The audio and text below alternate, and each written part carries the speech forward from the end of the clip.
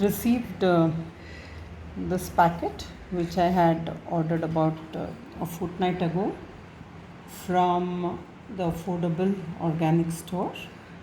They have posted it by speed post, and I'm opening it, unboxing it now.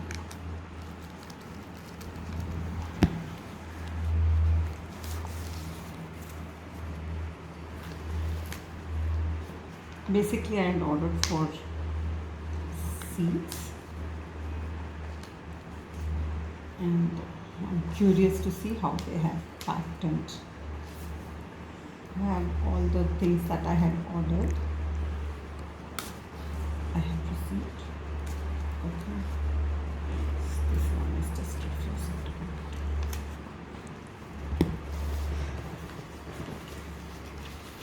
Oh, very well packed. I've got a grow bag, a nice grow bag free with it, and here are my seeds, well packed, and the bearer.